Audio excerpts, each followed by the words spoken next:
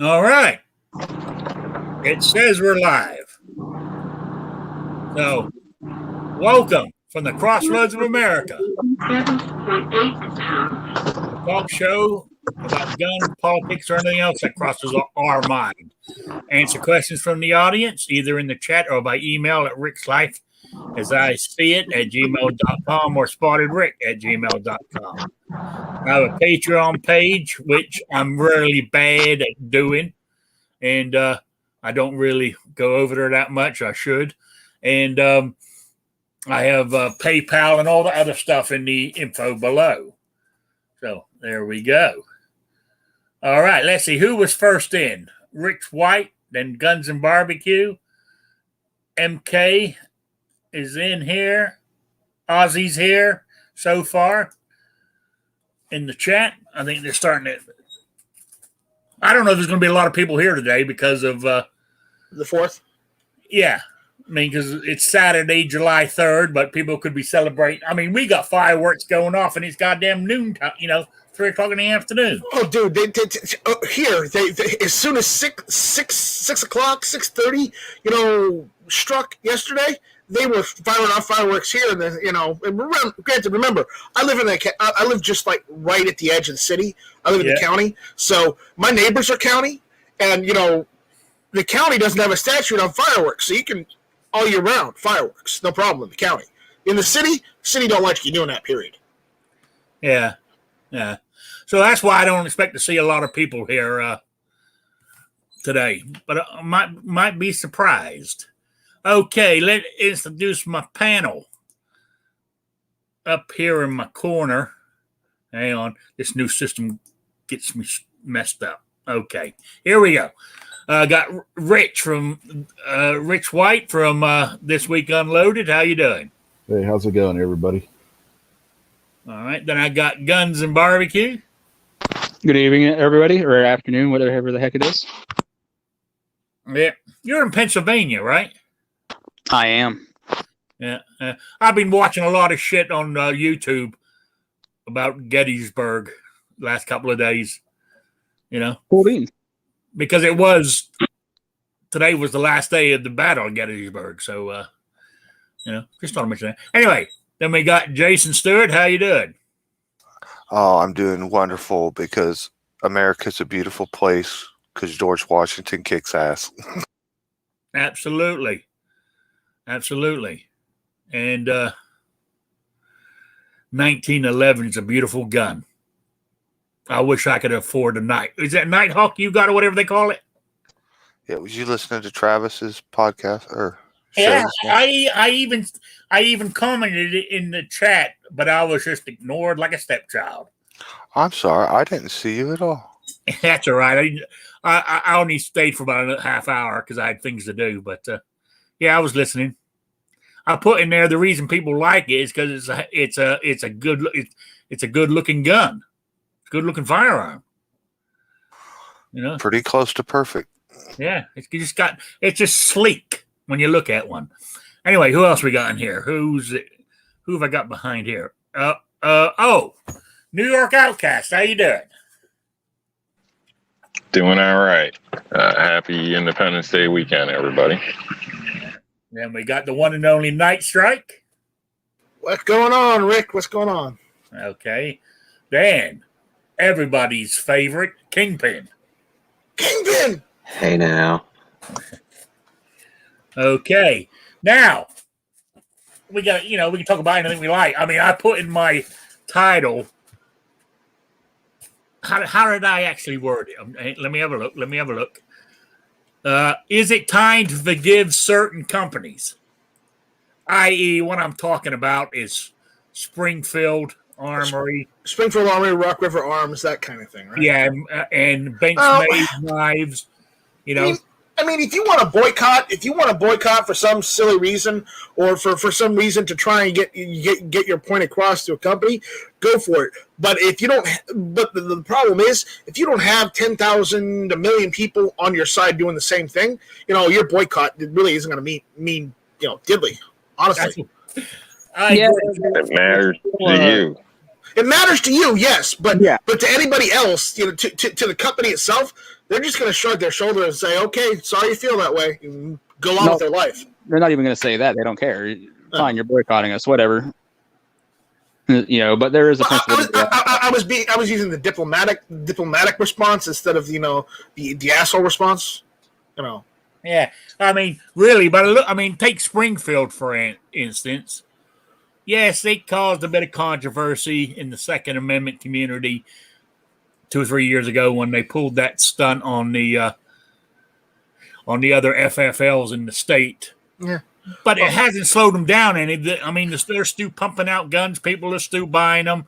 A good example, everybody's favorite guy. What's his name? Night Strike. No, the radio host. Hickok 45. No. Rush Limbaugh. No. Sean Hannity. Does gun talk? Cheryl Todd. No. Tom Gresham. Never heard of him. Never heard of him. He started gun talk radio back about 30 years ago. He's been going. He does one every Sunday for 3 hours. Man, you never heard of Tom Gresham? Jesus Christ, what do you guys think? Midnight Ray says just because you don't have huge numbers with you doesn't mean you shouldn't stand by your morals. No, it's true. Stand by your morals and whatnot. But just remember, if you're the only one who's doing the boycott, then it's only your morals, and it's your money, and you don't get the gun that they make. So that's all the impact is going to have. Is what I was getting at. Yeah. Well, where I was saying is like Tom Gresham, Springfield Armory's a big sponsor of his show. You know what I'm saying? Yeah, but I don't get too caught up in these people that are taking sponsorship money, because at the end of the day, it's about their bottom dollar. And if Springfield's going to come in there and say, "Hey, we're going to give you the most money," what are they going to do? If they're not worried about two-way as a whole, if they're worried about their wallet, they're going to take the money. So I'm not going to put too much credence on that, and go into that, hey, Springfield's still doing well. I think a big problem there is awareness. I preach about it all the time, but again, it's if you go to a shop and talk to somebody, see if they know what Springfield did, see if they know what Rock River did. The vast majority of the people that you talk to have no freaking clue. Yeah. Well, that kind of leads into the question, and obviously, I would need y'all's experience because you guys know more about the intricacies of this stuff than I would. Is there a such thing as a pro Second Amendment gun company? Not really. Not really. As far as I can see, Ruger is never hosting a rally in DC. CZ's never, collecting money to send to this organization to fight this thing. So it seems to me like there's no gun company, manufacturer, however you want to call it, that is pro 2A whatsoever.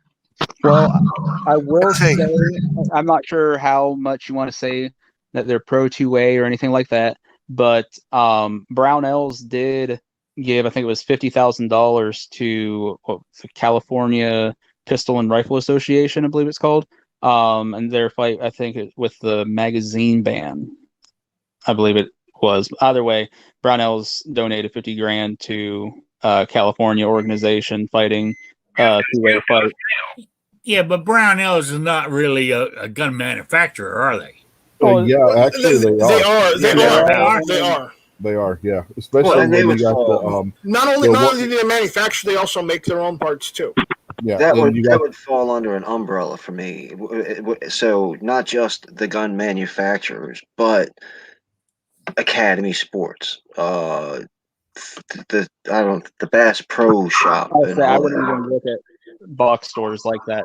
I'd say because they're all corporate, they're not worried about anything like that. They are 100% about their bottom line. Yeah, well, I mean, Brownells is kind of like a box store, right? Or are they actually a gun manufacturer? Well, they're both. Yeah, I say they're a gun store. They're a gunsmith supply store. They're a manufacturer. They manufacture parts. They definitely aren't in the same box as Bass Pro or Cabela's or Academy or any of that. Okay. Yeah, they have their own line of AR-15s and whatnots too now, so they are definitely in the manufacturing game. Okay, I wasn't sure. Okay, yeah, I mean, Ruger done. I mean, years ago, done a nasty thing to the Second Amendment. I can't remember exactly what it was before my time in getting it depends on how you want to look at it. Bill Ruger came in and said, "Hey, instead of doing this, how about we compromise and just go with a 10-round magazine limit?" There's a lot of people that look at that as, he turned his back on the Second Amendment. But there's a lot of people that view it as that whole 40 chess thing, and instead of saying, "Hey, we're gonna hold firm and tell you it's all or nothing and let them take everything," he came in and said, "Hey, how about we compromise and meet in the middle?" And the thing is, the way I look at it, you cannot say, "Oh, what Ruger said's fine, but what Springfield done is wrong." They're either all wrong or they're all right. I don't think that at all, Rick, and I'll tell you why.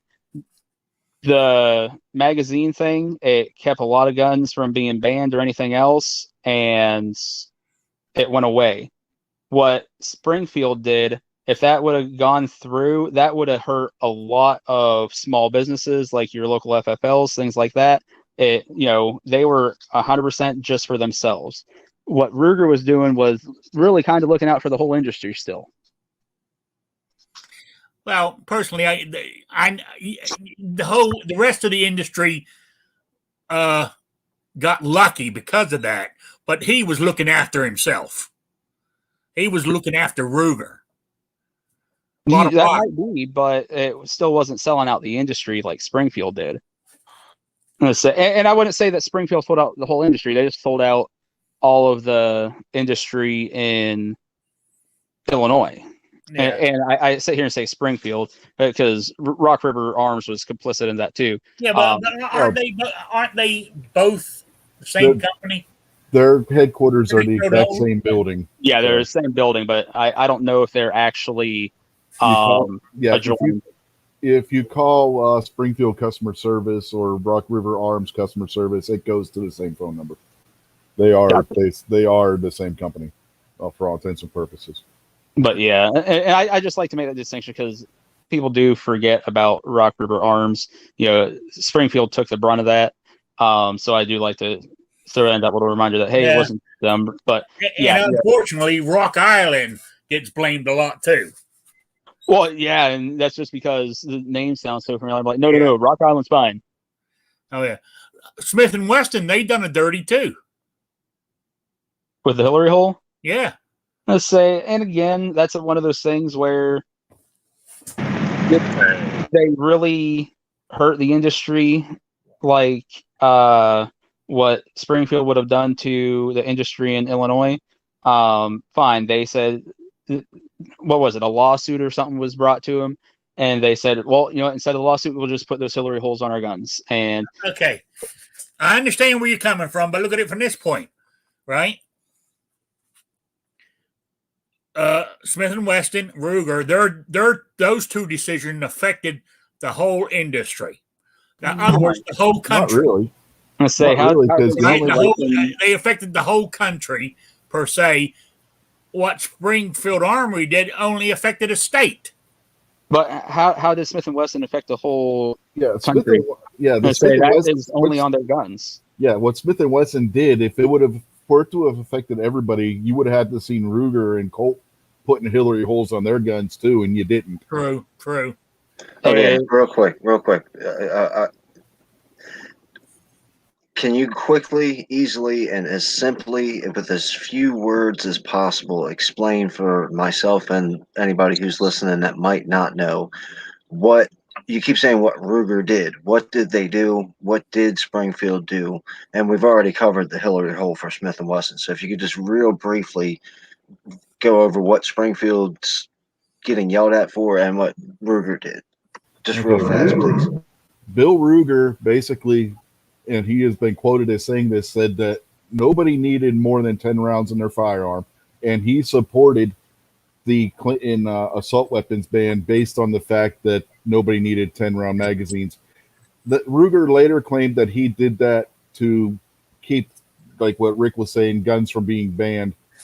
But there's some question on how much Bill Ruger actually was doing that just because he actually bought into the assault weapon nonsense, or if he was actually trying to help anybody. And if somebody else wants to go over Springfield, I'll let you go. Yep. Did And Ruger also did he testify before Congress? Yes, he Or did. was he Yeah. used it? Okay, we'll see.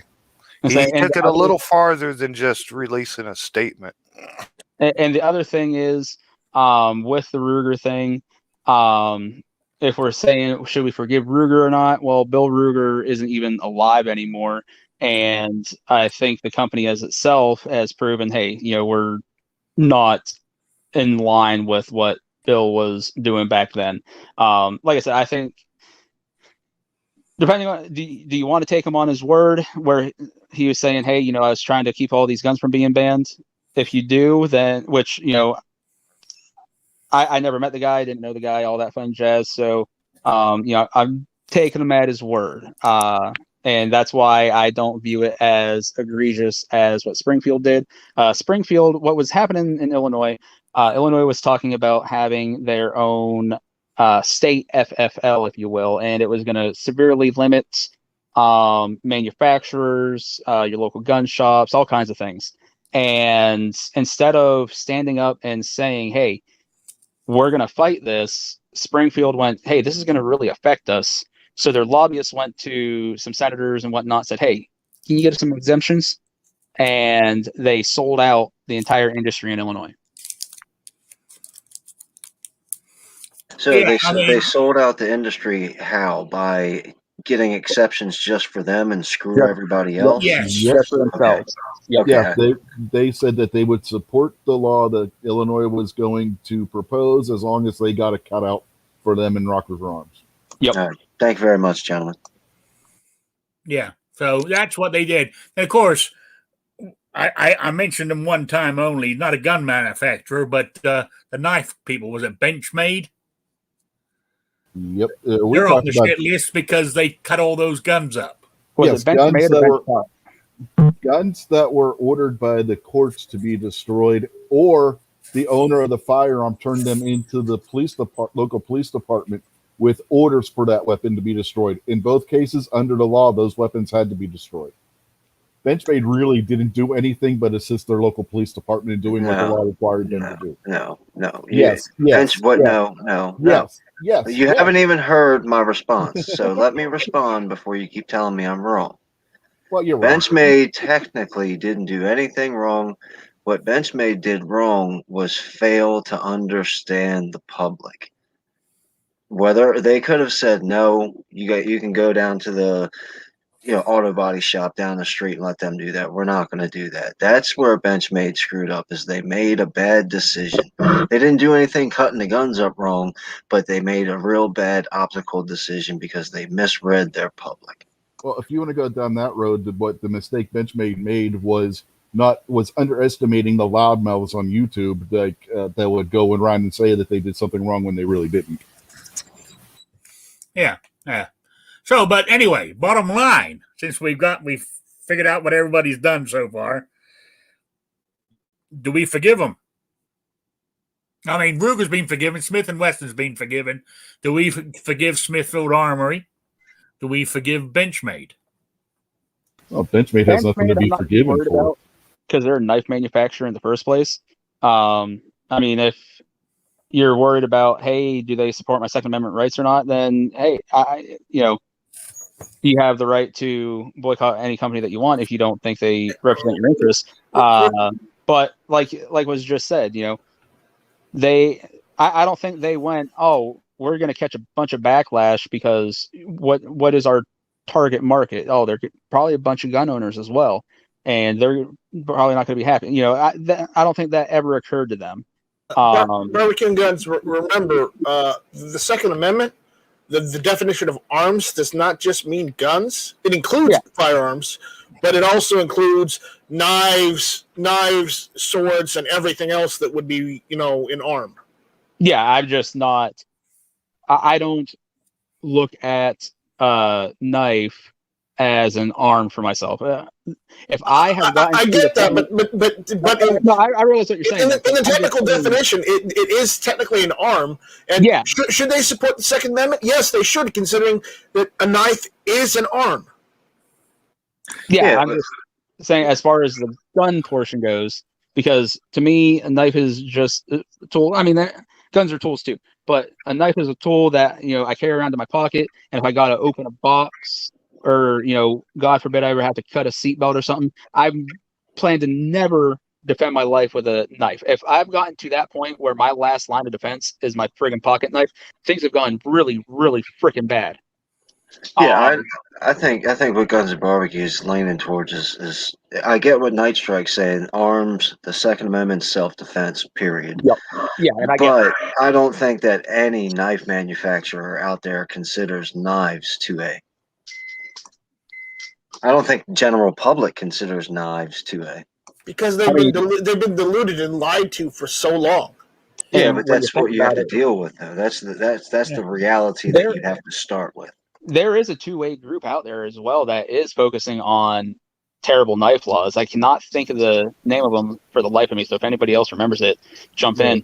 But there is a knife organization, which, by the way, Benchmade has donated quite a lot of money to. But so they are very active in fighting these idiotic knife laws that some states have. Yep. So, but as far as Springfield, I've heard that they've, made some acts of contrition where, they've donated money, stuff like that. But right now I'm viewing that all as damage control, where, we'll see how genuine it is in the end. Right now I'm still very skeptical. So I'm not ready to forgive. That's what I figured by what you've been saying. Yeah. Now, but back to the knife, I think it's because of the concealed carry, the way it's exploded in this country, the amount of people carrying, and all the EDC videos that are out there where they empty their pockets. They always have a knife, an EDC knife that they carry every day. And Benchmade, a lot of people carried Benchmade. A lot of them stopped because they thought Benchmade should have said no to cutting the guns. To me, it makes no. I mean, to me, as people said, they did nothing wrong, except they should have said no. But I think that's one of the things that you got to deal with. Patriot was kind of talking about it out there. You've got your public perception, which is where Benchmade screwed up. The public perception was like, hey, that's not cool. I don't like that. I don't care if it was meant to help the cops and back the blue or not. I don't like that. Where if you go to Benchmade's corporate office and they've got it written in their corporate letterhead that we're going to chop up every gun that we can get our hands on. Same thing with Springfield or Ruger or any of these other companies that 20, 30 years ago did something egregious. Is their corporate policy the same? Now, obviously, there's different people running it. They're in different states. They got a new building and a new parking lot and all that other kind of crap. But what is their corporate policy? If their corporate policies still screw everybody but Springfield, then I'd say you still say screw Springfield. Unless, of course, you want to buy a Springfield, then go buy one. I mean, I like that 1911 of theirs. I can't think of the name of it.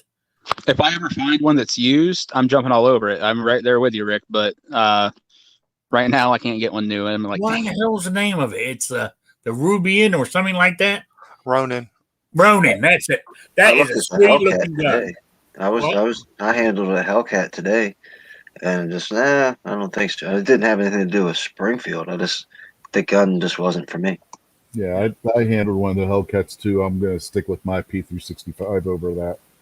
But, I'll jump in on it and say, not getting technical about everything, but every product we buy, everything that you look at, no matter if it's your favorite company, if you dig into their past and what happens day to day, you're going to find some reason to be mad and boycott and be upset about it.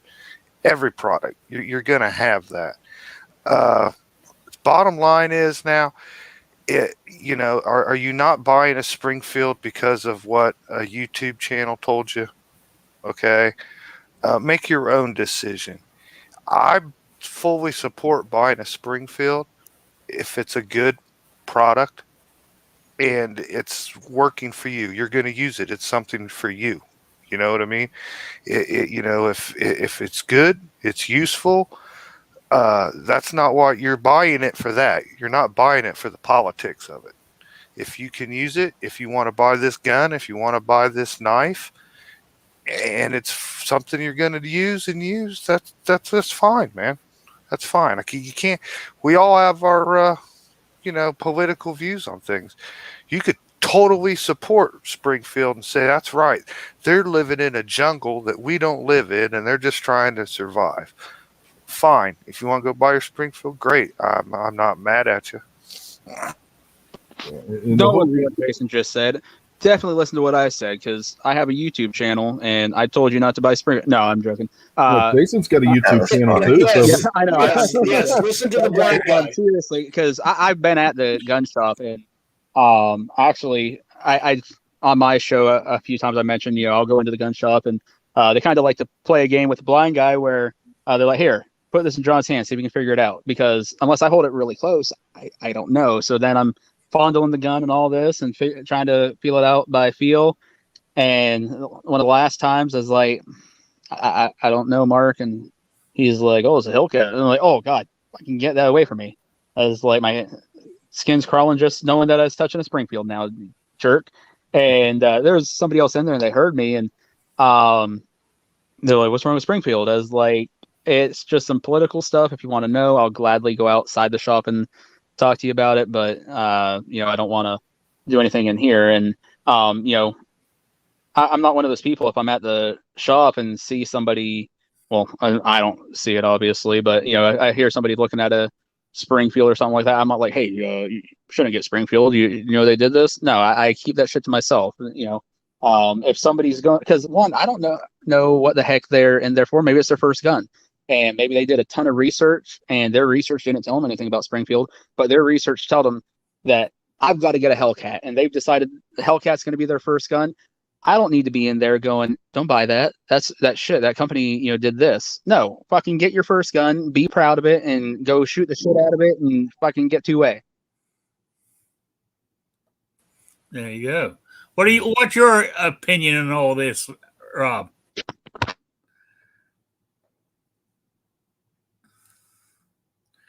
Hit the mute button. I think it's hopefully you can hear me. You're roboting on us. Okay.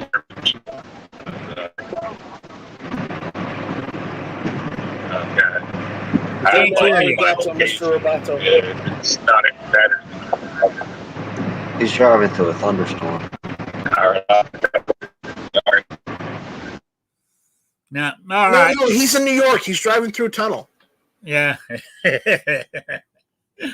Okay. So, I don't know. I mean, I'm torn. I don't like what Springfield did or tried to do. Did the law ever pass? Yeah. Yeah, because now, because I believe Illinois, that FFL license that Illinois one issue is tighter than the federal FFL rules. Surprise. Yeah, that was one of the issues with it. And it put a lot of small gun stores out of business. But So- I do like that. I do like that Ronin. I'm torn. Well, I got a question for you, Rick. I'm torn too, Rick, because I want an M1A. The rifle, because it's the only way I'm going to get a facsimile copy of an M14, because the government decided, we're not going to turn any of these into parts kits. We're just going to destroy all the M14s we're not using, and the ones we got left, they're staying in the arsenal. Yeah. So, what are you going to say, Guns and Barbecue? I got a question. You're saying that you're torn, so it makes me think that there is a Springfield you're wanting to get. Yeah, it's 1911. It's a Ronin. Oh, the Ronin. Yeah. Buy it. You know? Fuck. I'm gonna say I'm torn on telling you to buy it now. You know what? If you want it, friggin' get it. You know, if you're to the point where you're like, should I forgive them? Then you know what? Maybe it didn't affect you as much as it affected some of us other guys. And at that point, who cares what the fuck we think? If you want it, get it, dude. Do you think next weekend when you're sitting there and you're fondling your new Ronin and getting it cleaned up and ready to go to the range for the first time, are you going to feel any less 2A or any less patriotic? No. Yeah. Another thing to look at. Go buy it. Yeah, another thing to look at. Springfield already got their money. They got their money when they sold it to the distributor that sold it to your local gun shop. So Springfield's already got their money. Plus, the thing you got going for you, Rick, is you don't ever come on this YouTube channel and virtue signal about how you don't go to John's gas station because John's gas station left a dirty rag on the floor, and I'm better than you don't do that kind of crap. So if you buy a Springfield and somebody gives you a hard time, ban them. Kingpin, that would be the male version of Kieran. What are we calling them? Kens? Yeah, exactly. A Ken, a Chad, or whatever you want to call it. Yeah. Now to the Benchmade knife. I would carry one, but I can't afford it. Yeah, they ain't cheap. That's a waste of money. You know what? You know why Benchmade got in trouble? Because the police department thanked them. Benchmade's not even the ones that posted any of the information about that happening. The police department thanked them for helping them out, and that's what people gave them a bunch of grief for. Yeah, I can't see the value and the price of a Benchmade knife. I am a 3 for $20 at the gun show guy. Every time I go to a gun show, I go right to the table that's got 3 for $20 knives. I buy 3 of them, and I go through them at work, and they've done everything I've ever possibly wanted to do, and then some. And I work construction, so I beat on this thing constantly. If you spend $300 for a knife, you're not getting that value. 3 for $20. I'm friggin' getting the 397 Ozark Trail knives at Walmart. I get creeped out going in Walmart, so I avoid Walmart. Honestly, I never liked those knives until I got one from Travis P11, and it's actually been a really good knife so far. I'm like, crap. Now, what's that? Coffee and Guns and Ammo in the chat saying, I unsubscribe from gun channels that shill Springfield. Oh, well, hey, real quick, change the subject just real quick. I just want to show, look what I got for $10. 60 rounds of 223. Oh my God, Okay. You're rich. Pretty good. You're Not rich, bad. Rick. And actually, it's come from, remember I told you my friends, what you call it? Yeah. I got 2 boxes this time. This is one from the time before. But so I got 60. But what I'm saying is the guy, his son works for that Vincent St. Paul or whatever you call it. That they're a charity organization. They can't sell this stuff. Yeah, St. Vincent de Paul. Yeah, when they go clear out, somebody says, can you come take all this furniture, all this stuff? This was left inside something that they collected. So that's how, and he found some more. and that stuff they went and got. So that's how I got it. That's some good looking freedom there. Yeah. Yeah. Can you hear me any better? Yeah. Yes. Yes. So what were you saying? Okay. Try to get it quick because I keep going through hills here and the reception's bad. But I was going to say, as far as the boycott, I see it as kind of like, people in a sense. Sometimes you get a boss where somebody warned you, but they treat you well the whole time, and it's not an issue. At state, how does it affect you and your thoughts on it? I know I technically boycott a lot of things, or vote with my dollar, and it's a sacrifice to do so. But for me, it's a principal issue, and I don't. I honestly am proud of myself in some cases to pay more. So, but everybody's got different feelings on it. So I would really hold something against somebody in most cases on any types of products or anything like that. Everybody's different, and maybe you just hit better with it, say a Springfield or something, than you would with your other choice at the time. So if that's the case, I'd recommend you get what's going to work best for you. I'd say Yeah. forgive anybody if you want to, but and I think it's okay to forgive Springfield for what they did, but it's kind of, I changed my opinion to be different if they're constantly on the attack of the Second Amendment, if they're constantly sponsoring things, if they're help spreading Bloomberg disinformation, whatever. I say boycott the hell out of them, run them out of business. But if they make a mistake one time, realize their mistake, give some sort of apology, and try to do different, then okay, yeah, it might be time to not have a total boycott of them. But like I said, that would be different if like every single day they're the expert speaker at a Bloomberg anti-gun festival. Yeah, I agree with you. Talking about anti-gun, since we're on it, I can't think of what company it is now or what organization, but there was an anti-gun organization who it now is on the board of directors of Smith & Wesson. They bought enough shares that they're on the board. So, just, I don't know if you guys knew that fact. I read that somewhere. That's Typical politician stuff. They could complain about guns all day long and then put that gun money in their pocket. Just the same as the people that say they support, our rights and this and that, but got Bloomberg money in their pocket, So I'm not too worried about that.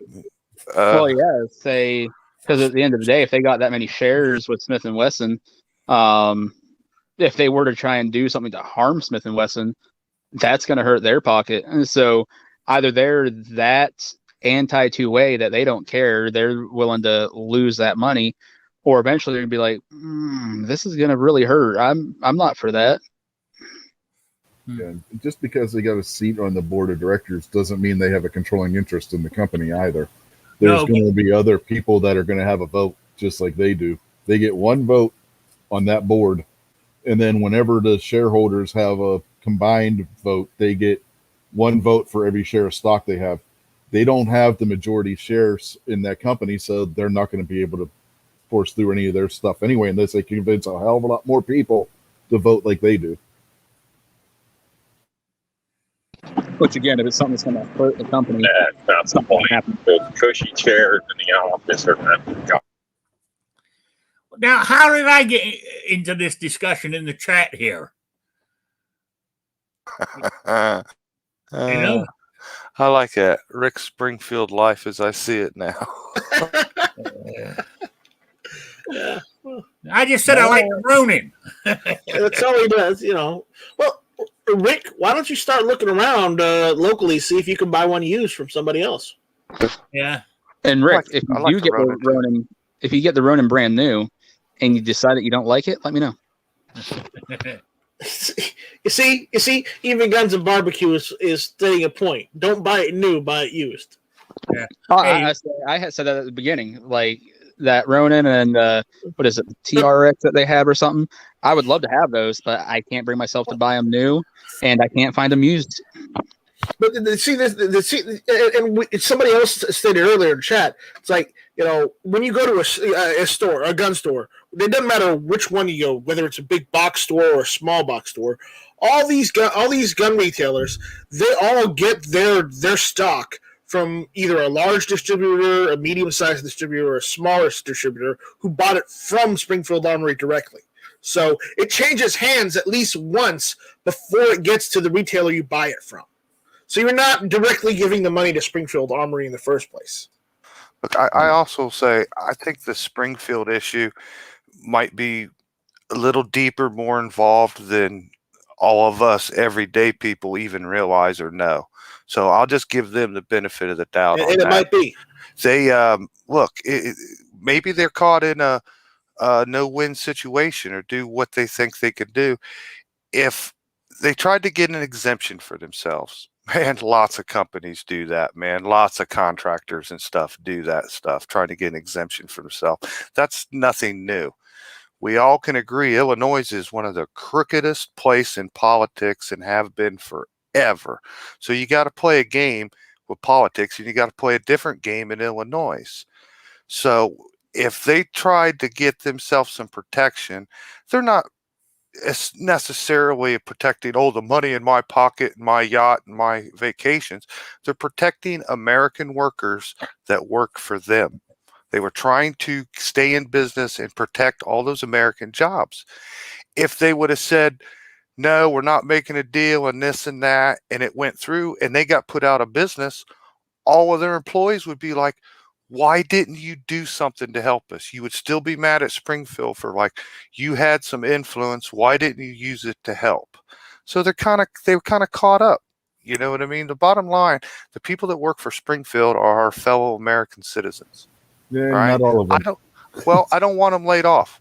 I don't want them losing their jobs, even if it's one American in that factory. We don't have a whole bunch of gun companies left. We don't have a whole bunch left in America. Let's hang on to what we got. Well, most of the Springfield's best sellers aren't even made in the United States. They're made in Croatia. Yeah, they're rebranded, but still, you get what I'm saying. Right. You know, Wait, are the M1As made in Croatia? Well, that's not their biggest seller. The biggest seller is the SD line, which includes the Hellcat. The Hellcat, the what was it? The XDM. The XDs, yeah. Yeah. Like I said, bottom line, if you want to buy one, buy one. If you want to boycott them, boycott them. Just, we can have the conversation every day, an argument, don't tell anybody then. You know what I mean? Yeah. Or don't brag about it or try to push your view. Buy the product, use the product. That's it. Like I said, we could go down the list and we could go on the internet and search and we could find every single company in this America that's products you don't like and see what they do with their money, see which politician they support, see which philosophies they actually support. You would be left with not being able to buy very much and feel good about it. Mind you, whoever said it in here had a good point, right? Because there's gun channels that will say they would never buy a Springfield brand new, but they would buy one secondhand because they don't want to give the money to Springfield. But the money is already, as somebody said, Springfield's already being paid for, unless you're buying it direct from Springfield themselves.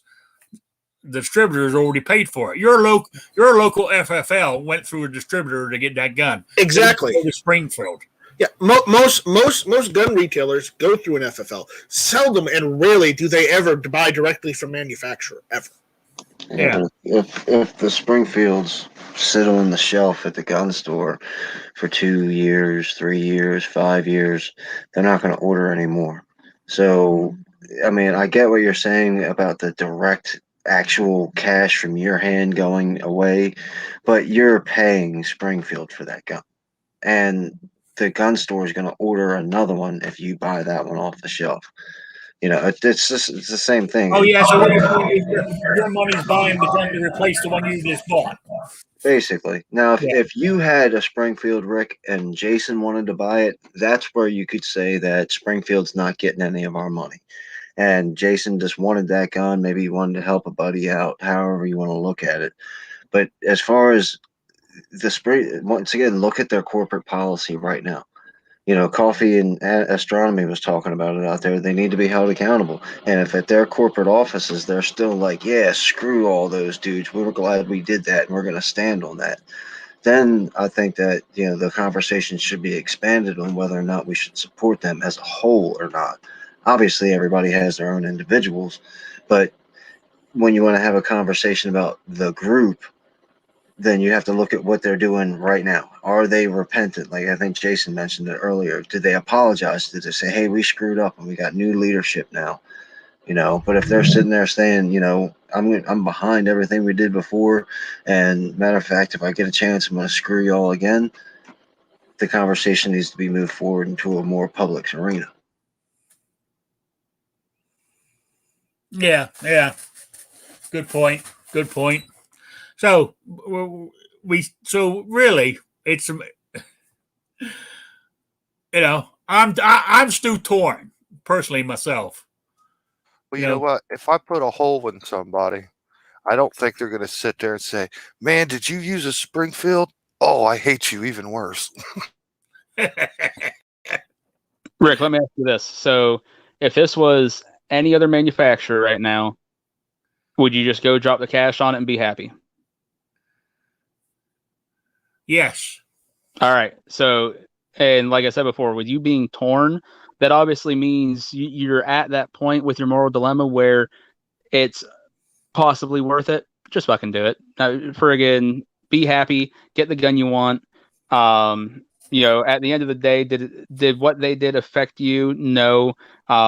Even on a national level, would it have affected to a probably not, but I don't like what they did to the mom and pop shops, if you will, in Illinois. That really sucks for a lot of people. But you know what? Like I said, it didn't affect you. And if you're at that point where you're teeter-tottering, do what's going to make you happy, dude. Yeah. Sorry, my phone. I forgot. Yeah. One of the things that you hadn't considered yet is how much does this Ronin cost?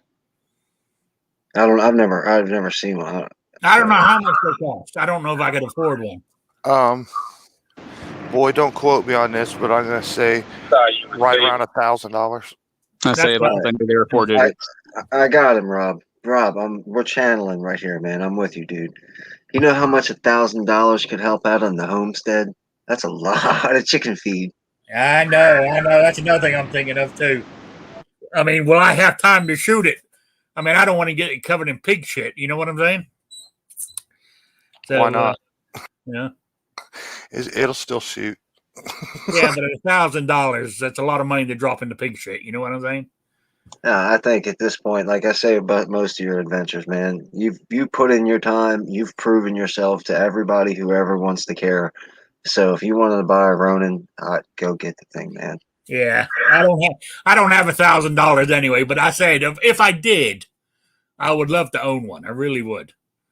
I think it's to me, it's just the 1911 I have a. Hang on, I wrote it down so I wouldn't forget. I forgot. Rock Island. I know it's a Rock Island, but hang on. It's a 1911 Ultra TAC FS or something like that. It's got all these super duper things on it. It is for lack of. When I looked at it, I pulled it out when I was listening to Caliber Corner this morning. You know, it's one of those guns that you hold in your hand and you caress. That's what a 1911 is. You know. So, Rick, I just looked at the MSRP, $1,229 on the Ronin. So you probably find it right around $1,000 new. Yeah. Maybe with current market $1,100, but if everybody out there is not familiar with the Ronin, the biggest thing you're going to notice on it, okay, it's a 1911. It has, a lot of the standard features and upgrades that you'd like, but it's a stainless steel gun with a black slide on top. I'll give you this, Springfield has very pretty 1911 grips, always have. You have a two-tone gun, has that classic sort of like 1980s custom look to it. It's a beautiful piece. It really is. It's a nice gun. Yeah. I almost bought one. Just to be picky, my only complaint with the gun is I didn't like it saying Ronin on the slide. That's a small nitpick, but that's the only thing. Hey, and it's a beautiful pistol. You paid extra not to have that on your Nighthawk or whatever it was. Yeah. So, So there's a lot of guns like there's a lot of 1911s out there that's got too much writing on the slide. It kind of ruins it for me. But My Ruger 10mm. that Ronin Anything from is Ruger a today. beautiful pistol. Yeah, you got it backwards though, Jason. Stainless slide, black frame. Oh, Oh, well, ones I've seen were opposite of that. Oh, I haven't seen one like that. That'd be pretty sweet. Yeah, there you go. Here's a picture. Oh, snap. yeah, very. I mean, that. See what I'm saying? That is a gorgeous gun. Yeah, I like it more I that mean, way. you could. I mean, that's the kind of gun I would stick under my pillow. Yeah, I like You it know more what I'm that way. Because the one I found was black frame stainless slide. yeah. See, you agree that is a beautiful pistol. That's a classic look. That's a nice weapon right there, man. Mhm. I'm sure it's built fine. It's not a $500 one. Yeah. I mean, if the only thing you can cry about is the symbol stamped in the side, I don't know. But that's a beautiful gun, man. I mean, damn. Oh, Patriot in the Dark says, "Hey Rick, tell one of those nerds to see where I can get some P220 Yeah, 45 mags in stock." I'm already looking. Yeah. Oh, we've lost what's his name? Coffee and Gun. Speaking of Patriot in the Dark, I had a blind shooter stumble onto my channel. I believe it was yesterday. And so I was like, hey, dude, send me an email, stuff like that. And I was going to send him a link for Patriot's channel. So I go on to Patriot's channel and I noticed I was no longer subscribed. So anybody out there listening, just make sure that, everybody here that you're listening to, if you are already subscribed to our channels, you go back, just double check, make sure you didn't get unsubscribed for some reason. Yep, that does happen to some people.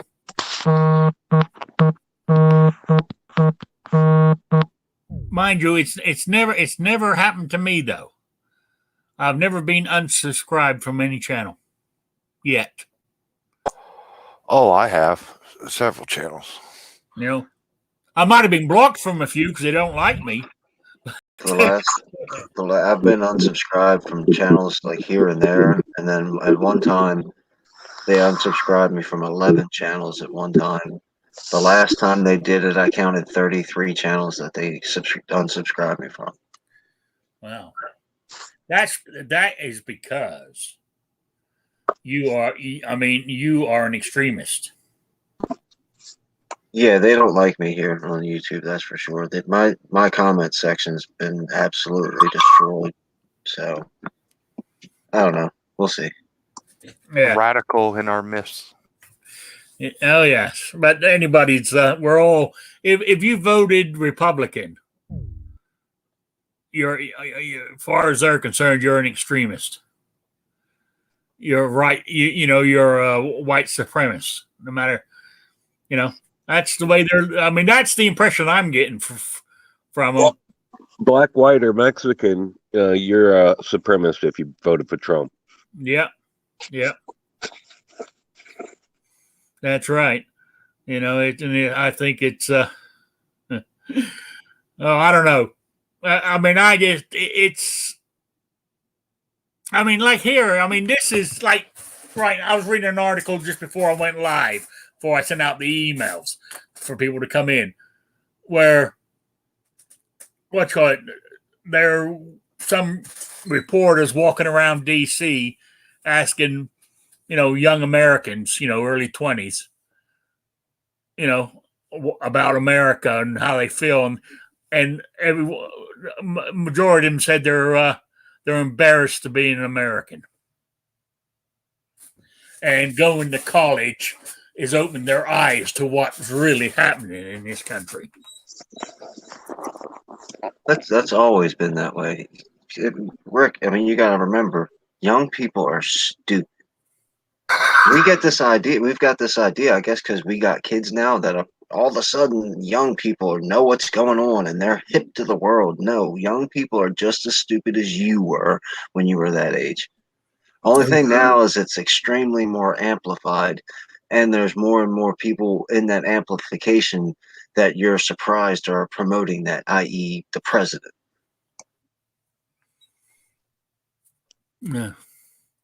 Yeah. Yeah.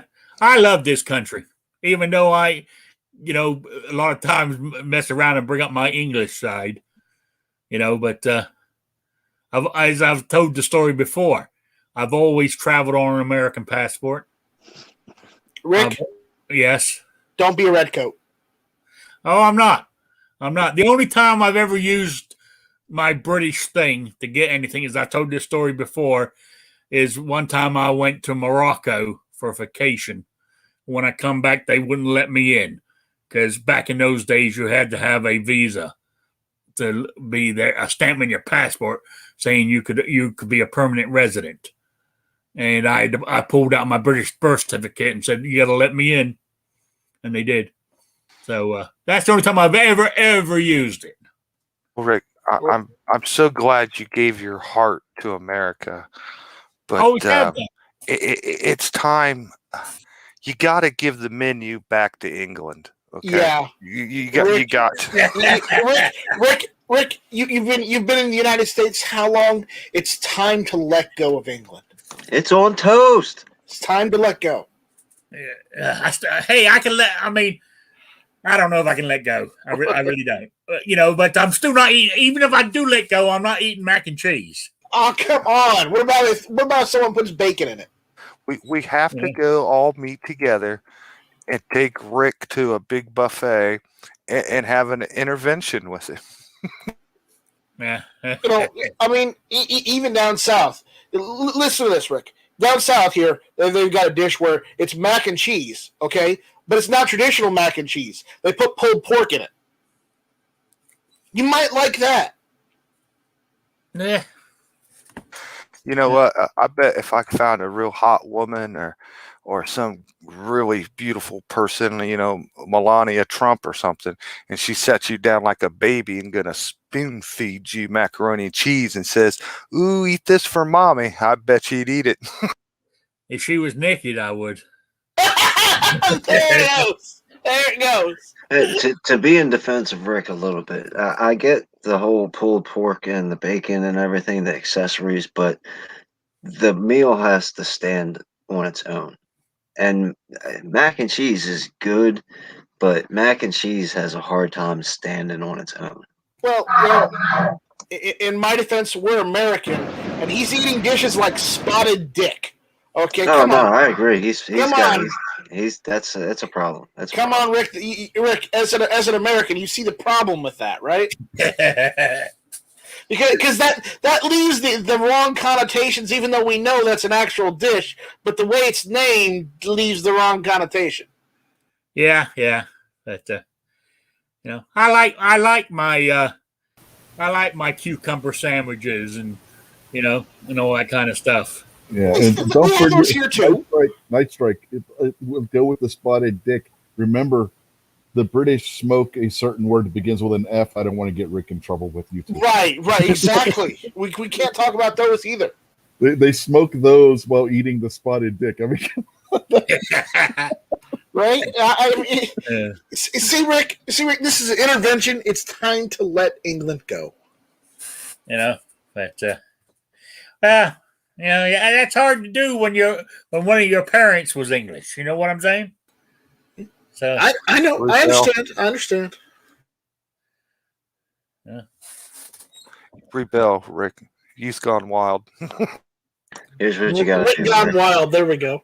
You got to get one of those little baby pools, like one of those little 4-foot round plastic baby pools. Yeah. Fill it up. Roll your pants legs up. Get a big juicy hot dog and the biggest soda you can possibly find and hold in your hands.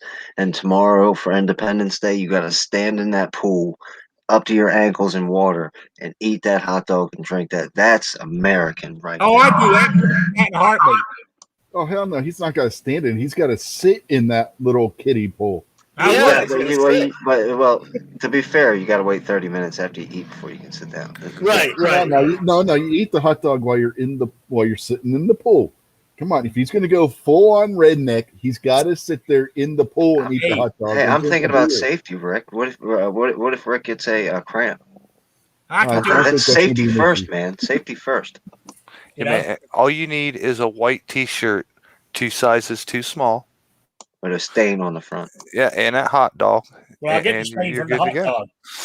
You know? Oh no, I could go in that.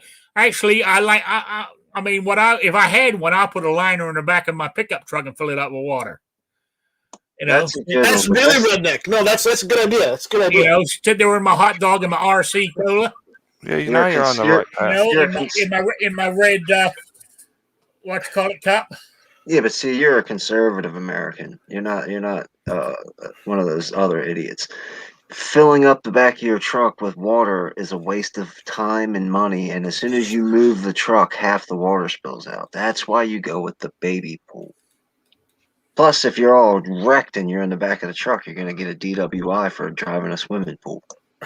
You could always get one of those rectangular inflatable Kingpin. poles and put that in the back of your truck. Kingpin, he won't get a ticket if he uses the carpool lane. I tell you, Yeah, got a point there. He's got a technically point that is a carpool at that point. he's definitely got a point there. Yeah, Yeah. See, I'm throwing logic your way. Love it, love it. Yeah, but I still can't. You know, my cheese on toast, my Welsh rabbit. no, you're open faced grilled cheese. Come on. It's on toast. There's a difference. We got this argument quite often. There's a difference between a grilled cheese sandwich and cheese on toast. I'm sorry, there is. You I know, don't know that when I was in middle Yeah, school, they grilled called cheese the grilled tastes cheese better. toasted cheese. So I mean, it's like, I don't know. so. Well, my grilled cheese, I do them in a frying pan. Now I know Kingpin might unsubscribe, but I got this off of Patriot. Is Let instead me of plug my I ears. used to use butter. But you started using mayonnaise. I start using mayonnaise because it makes them crispier. Exactly. No. God can't hear you. I If, got my if you fingers use in my Miracle Whip, ears. combine Miracle Whip with the butter. You put the butter in the pan like if you're frying an egg. Then you You use the Miracle Whip, and it gives it that sweet and tangy flavor to it too. Ooh. guys should. I'm calling Susan Wojcicki and having But all what- the so- channels So deleted. you're using the bread is being in the frying pan. Basically, even though they call it a grilled cheese, it's actually a fried cheese sandwich. If you actually want to get technical, you know. That depends if you throw it in a frying pan or if you're throwing it on a flat top. You know. Well, I don't have a flat top, so I have to do it in a frying pan. Yeah, my wife's got one of those ones that turns your stove top into a flat top. And Okay, yeah. she'll throw a bunch of the grilled cheese on there. Yeah. But then you put a piece of bread in a toaster, press the button. Then when it pops up, it's a different texture, it's a different taste, it's totally different. Yeah, but you're throwing it in the broiler, and the broiler is a substitute for a grill. You know, that's only to melt the cheese. But you're still throwing it in the broiler, which is a substitute for a grill. Yeah, but it's not doing anything to the toast. Kick him in How's his it not? balls. It's being cooked the second time by the broiler. The broiler has flame underneath that bread. You know. Don't put up with that nonsense, Rick. Now, my broiler doesn't. Mine's an electric one. It just Well, gets then very hot on the very top. Oh, that's interesting because we had an electric stove that had the electric heat element underneath and on top, so it was Oh, cooking it I from mean, both it's got an electric heat on the bottom. Well, it's still cooked. Then if you're putting it in there on broil, it's still cooked. The bottom element is still cooking it too. No, so No, the broiler works from the top.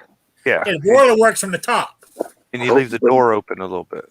You know, Broiler's only and top. you keep No an eye on it, and soon as the cheese starts bubbling and you pull it out, hasn't touched the toast. See, I'm starting to come over onto this Welsh rabbit thing. Rich doesn't even know the difference between a broiler and an oven, so maybe No. he's got this whole toasted cheese thing wrong.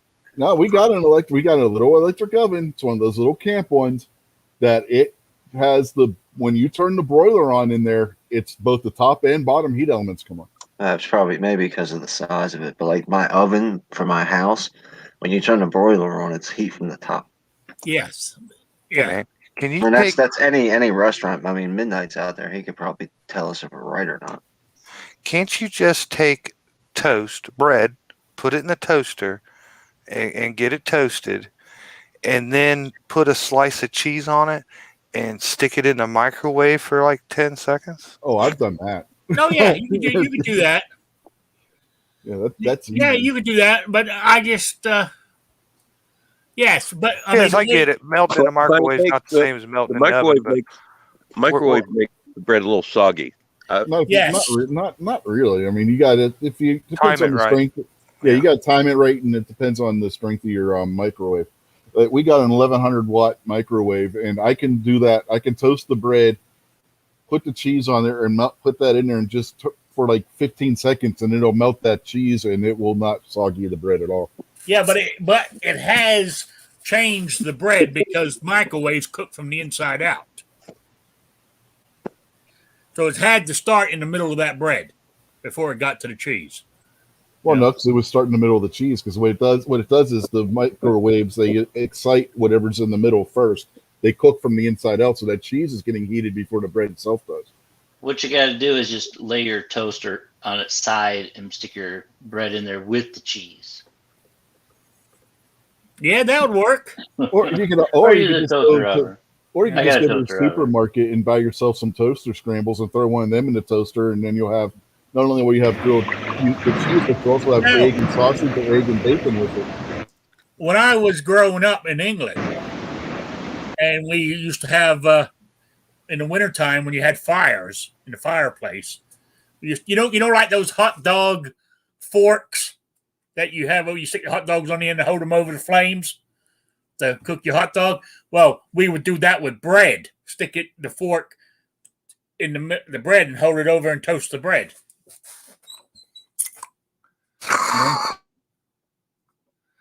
So we used to do it with crumpets. We would do that with crumpets too. They used to have baskets for that. You would put the bread in the basket, and you would put that over your fire in your fireplace, or if you're going camping, over your campfire, and you could toast your bread that way. Yeah. So I don't know, but 240 some years ago. Got rid of Midnight's starting. I think he's starting to yell out there now in the chat. I think we're irritating him with our grilled cheese sandwich recipes.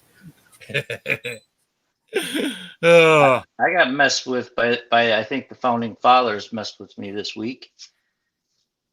You want me to tell you real quick? yes, go on. Well, one of my grandfathers was a barber, right? And so he used the Bay Rum and the Windsor, all that old guy smelly stuff that real guys use, right? Not that flowery stuff. Anyway, so I have a lot of his stuff, and I was refinishing Windsor is obviously one of those English things, but they're not around anymore from what I hear. But it was an old wood bowl set with the brush and all that stuff that you put your shaving soap in, right? One of the bowls. The finish was all shot craps, and so I sanded it, I redid all the stuff on it, and I bring it out into the garage, and it was this past week, so it's leading up to Independence Day. So I go out there and I'm like, I'm going to throw a little bit of True Oil on it, make it look nice, quick, be done with it. And so I go through and I pour it in the bowl and I get the rag and do the whole process. I come in and my daughter says, "Dad, why's your fingers blue?" Well, True Oil is not blue, but Oxbow cold bluing is. So I coated the bowl, this thing that I spent all this time cleaning and sanding and stuff, with a good, nice coat of Oxbow cold blue.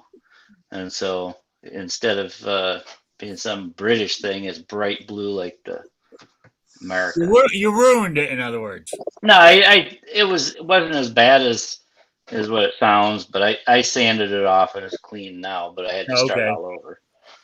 So, all right. But going about that, my quiz for last week, I wanted to know the real name of Slim Pickens and how he got the name. Well, his real name is Louis Burton Lindley Jr. I think that's how you pronounce his last name.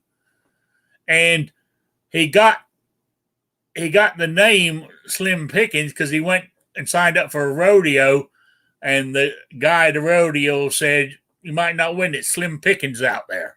And that's why he used that name. Also, he used that name because his father didn't want him to do the rodeo because he's meant to be working on the farm. So, because originally his father saw his name in the newspaper, and he got mad at him for going off doing the rodeo and not doing his chores. That's the story I read. So, that's what I'm going with. Well, that's a good story. You know, and I so thought maybe he was an ammo salesman. No. So let me hit my draw button here, and who have we got? Jerry Parker is the winner. There we go. Wow, he just hopped in and he won. Yeah, Very nice. Yeah, he hopped in and he won. So, Gary Parker is the biggest winner on YouTube in the gun community, I think. is he? Yep. So anyway, people who have won in the past, it's been a 5-week month for me. So any prize packages, if you haven't got it yet, that means I ain't sent it. I won't be sending it until next week when my check comes in.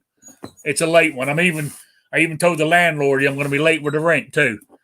You know, because the way it all falls, I don't get paid the next Friday. You know, so it's been a tough long month. So I had 2 of them in a row. So Jerry Parker, please pick someone else. Really? Oh, that's okay, Jerry. Take your prize, buddy. I can if you want me to.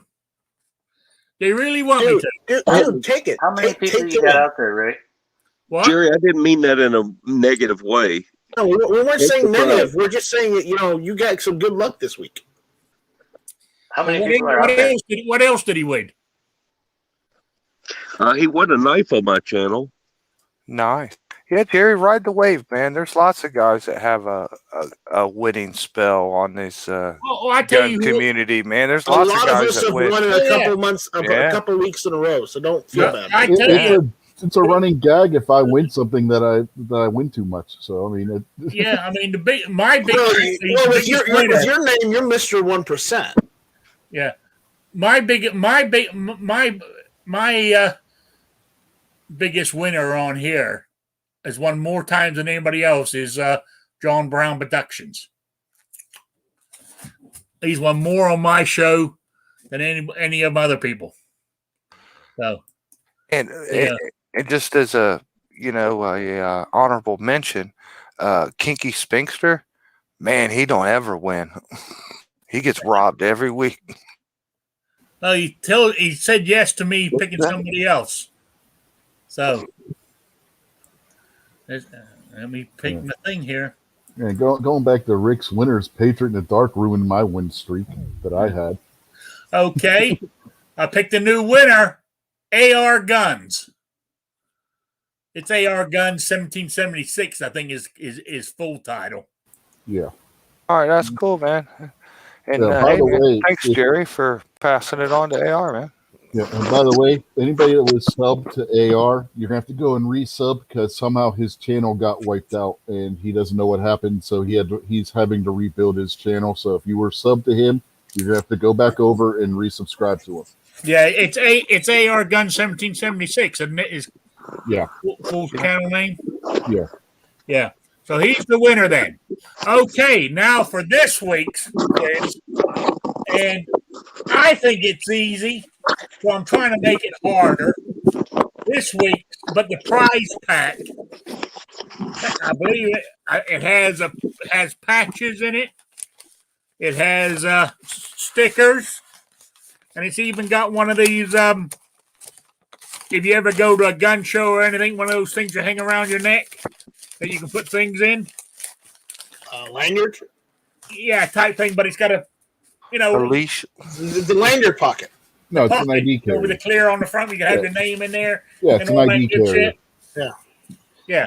It's got Yeah, one of those in there too, a nice one too. Yeah, in the military It's they call it's in camo. yeah, in the military they call those a neck wallet. Yeah. At least that's what they So- called them when I was at basic. Okay. Now, because I think it's easy, you know. So the clue I'm going to give you, you guys are going to have to type it into Google, and the answer should come up. But all I'm going to say to make it easier, and this is all I can do. If I do say any more, I'll be giving you the answer. It's from the Second World War. All right. What I want to know is what was Operation Chastise, Chastise, like I chastise you. Operation Chastise. What was it? And basically, who carried it out? There you go. That's all the clues you're getting. Operation Chastise and who carried it out. Email me at rickslife as I see it at gmail.com or spottedrick@gmail.com. There we go. Moving on. See, everybody's typing right now. That's why it's so quiet. Oh. All right, Patriot, you joined us late, but you finally got here. You know, what else is new with you? What's he done? What's he done? Walked off? Everybody walks off and leaves me. Everybody just hit Google to see what They that was. also the keys at the bottom have changed, and Patriot might be trying to get familiar with how to unmute and mute now. Ah, there he That is. was messed up because that Gypsy Me updated, and so now it's all backwards. But Yes, it has updated and it's changed. So what's new with you? I just I bought a new 6-hour P220 and 45. Did you see what Rich said? Yeah, Okay. that's what I was finding. I mean, I've Yeah. been looking, and a lot of them will say, "Yeah, this is it, we got it," and then you go and it's out of stock. So after clicking back and forth. Well, how many magazines did it come with? Mine only one. That sucks. Yeah, the Yeah. only other thing I was finding was Pro Mag mags, and I wouldn't recommend them to anybody. Yeah, it's I mean, I can get parts for mags, I guess. Rebuild some if I but I haven't messed with it. Yeah. I got 2 30-round mags here that I got to fill up. So, I'm working on some questions for you, Rick. that's for, good.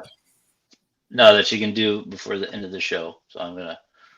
Before the end of the show? Yeah, because I still got one you sent me a couple of weeks ago that I haven't used yet. Well, no, this is just for during the show. Is that Like- P220 a single stack? Yes. Kind of reminiscent of like a 1911 magazine. Yeah, it feels the same, but yeah, they are different. But yeah, looks just like it. So 1911 magazine won't work in it. No, I've already tried. Yeah, they're just not, just different enough or whatever. But yeah, it's a sweet thing. I really like it. I haven't shot it yet because I haven't got out, but Yeah. it's a Kingpin- double action only. So you guys got plans for the 4th barbecues, parties, or anything? Nope. I haven't either.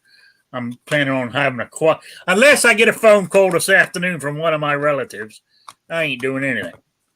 I'm staying home, relaxing.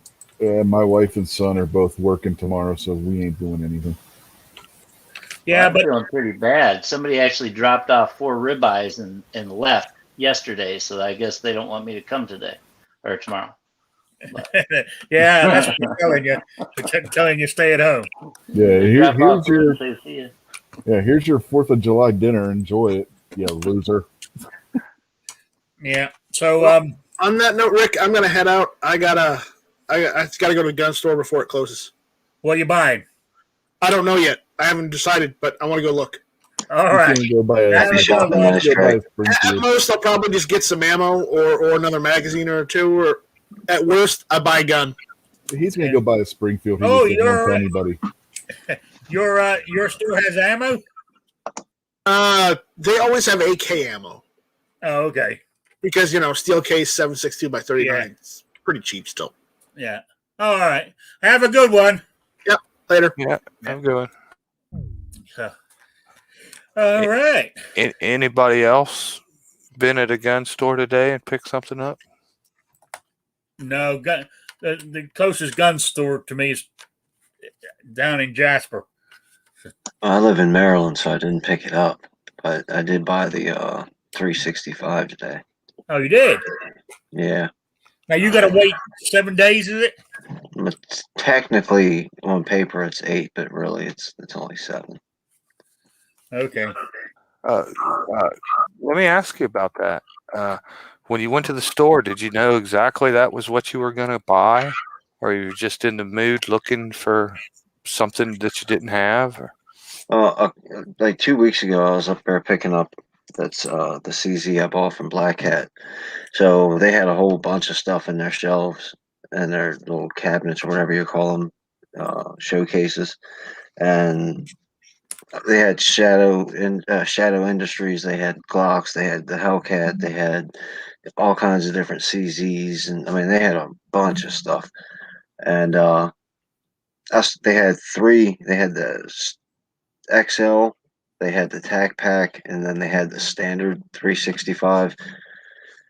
And I kind of had my mind set on getting one of those. In my mind, I thought that the XL had a dot on it already, and it didn't. I just thought that it did.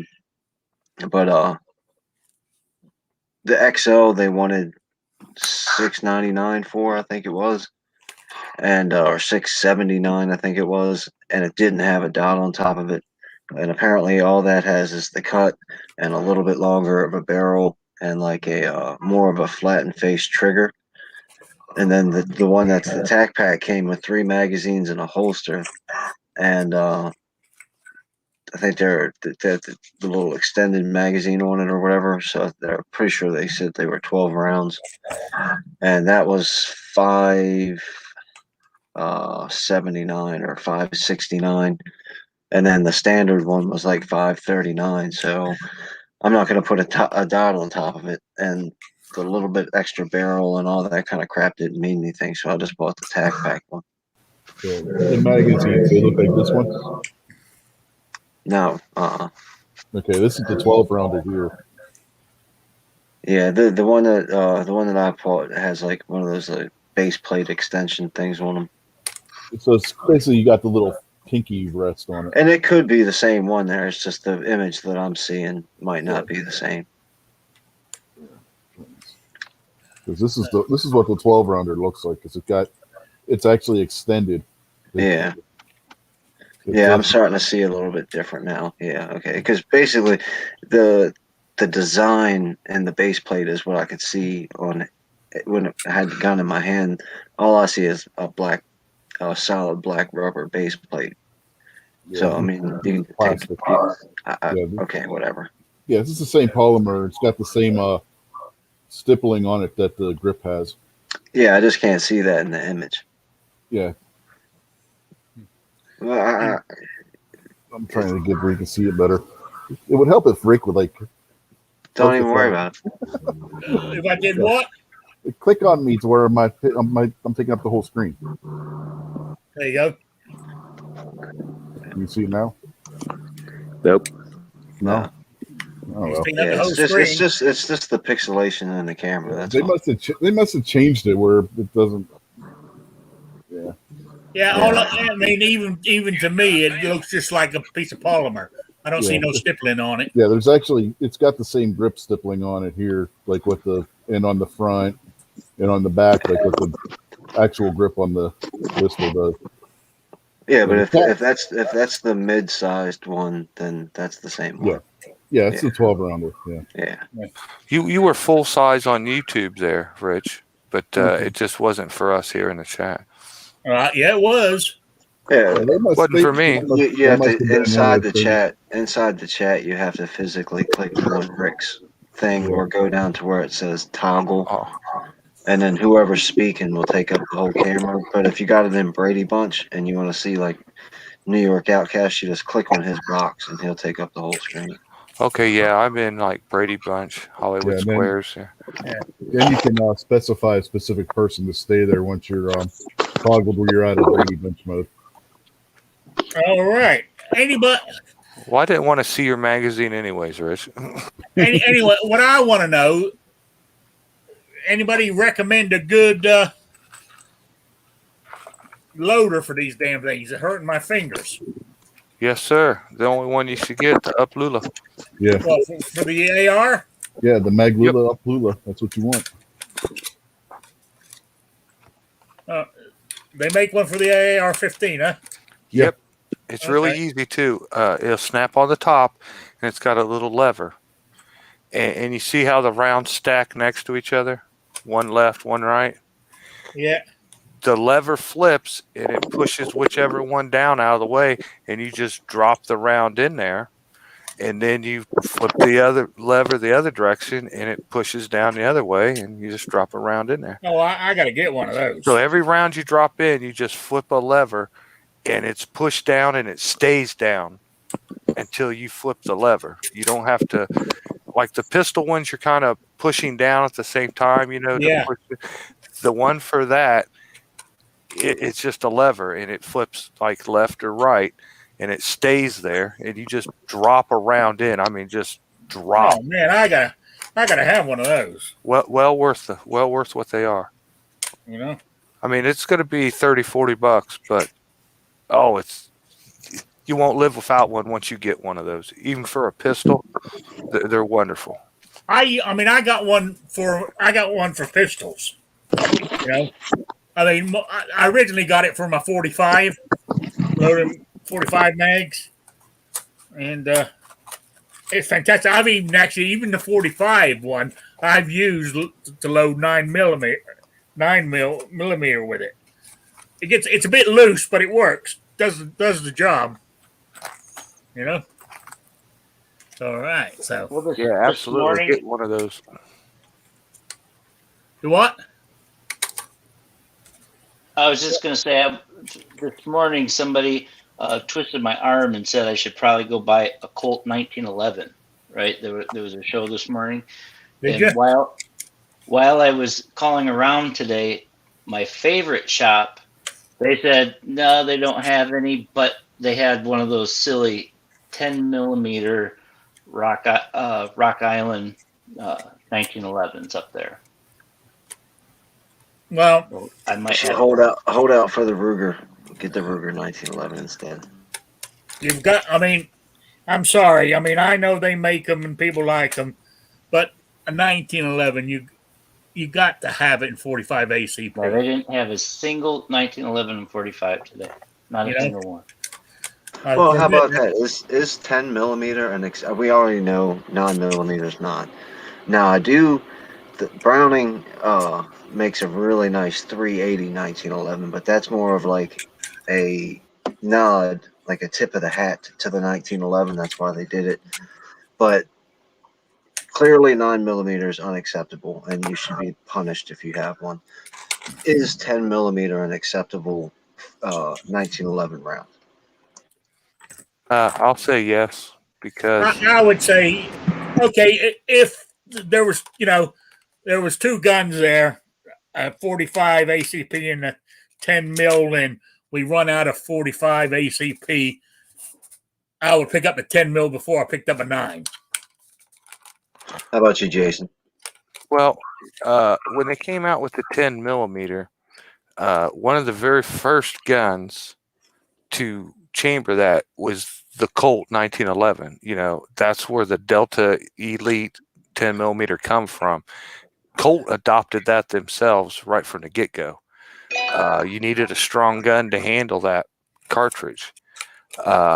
So, it kind of starts out its major lineage or whatever, lineage from Colt and a 1911. So it's acceptable that way. Plus, it's more powerful than a 45. So you get that benefit too. So I believe 10 millimeter gets an approval. All right, Patriot, you're up. Normally, I stick with the 45, and I kind of set on a new Colt, but that was just one that had came up today that somebody was looking for, and I don't know. I don't have any 10 millimeter stuff, so eventually probably. But is But I it don't have any 10 acceptable? millimeter ammo either. Is 10 millimeter an acceptable 1911 round? In your humble opinion.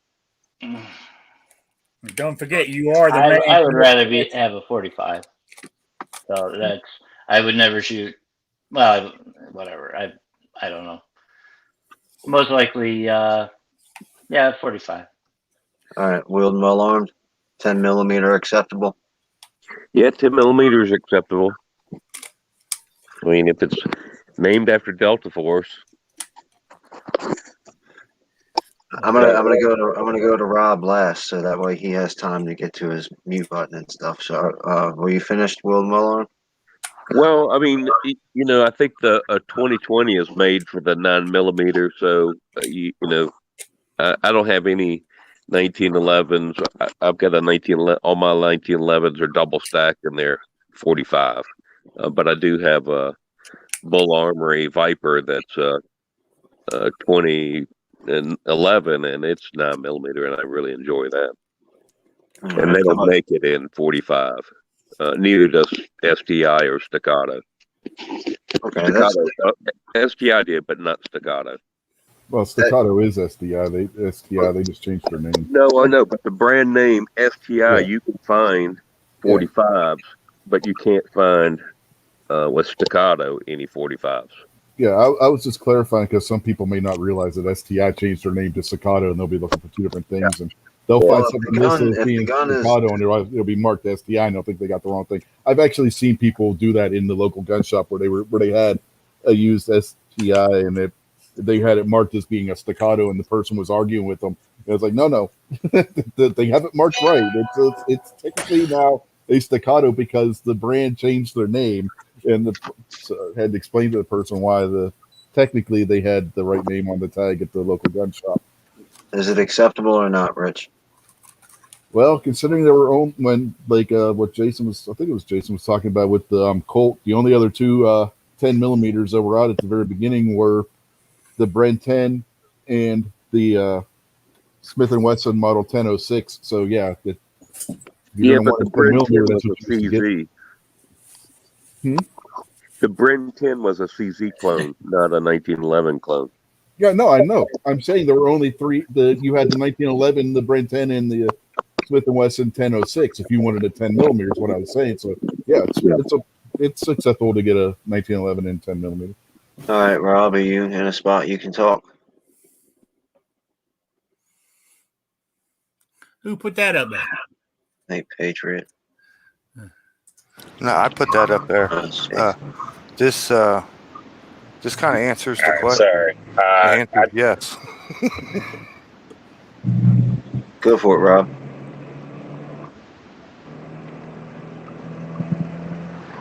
I'd say if you are getting it first, it should be the 45. Once you own that, then feel free to go with the 9, the 10, whatever you like. But going true American.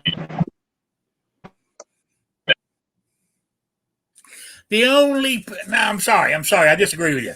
The only people that should ever hold and shoot and carry a 1911 and 9 mil is a girl. No man should be seen with a 9 mil 1911. I've got to agree with that. I do have to agree with that. Even a crippled one like me. What were you showing there, Jason? What was that? the Colt 1911 Delta Elites in 10 millimeter. Two-tone. I'd say I think I kind of agree with most of the sentiment. You're definitely not going to pass over the 45 to get to the 10 millimeter, but if there's a 10 millimeter on the table, then it's definitely acceptable. Or the 9 millimeter, I'd take it apart and throw it in the trash. Yeah. Well, the 9mm is easier to get ammo. I mean, I still can't buy range ammo anywhere in my area. Well, everyone knows that 1911s in 9 millimeter are geared for Europe, for those guys over there. And the good thing is, if you pull out, if somebody's breaking into your house and you pull out a 1911 chambered in 9 millimeter, they're gonna be like, "Oh man, I'm sorry." Here, and probably give you a couple bucks and ask you if you need anything. Yeah. They're more like hand over their 1911 and 45 ACP. Give it to Probably- you. Sorry for you. Probably fix your door on the way back out. Yeah. Yeah. Nothing wrong with an easier shooting gun. I'm not. Don't they use those for competition as well? I believe in some They cases, do. the 9mm 1911. You know, it's just. I think you ought to ask Bill Wilson which one he prefers, and that's the law. Yeah, I was going to bring that up. Bill Wilson loves a 9mm 1911. I'll just go ask John Browning. Hey, Yeah, you guys I aren't find gonna it dare. You guys I aren't think- gonna dare be blasphemous and put some guy named Bill Wilson over top If it- of John Hey, Browning. hey, the ultimate source here is Magnum PI. Thomas Magnum carried a 9mm 1911 because they couldn't get the 45 blanks to work right in it. Hey, everybody!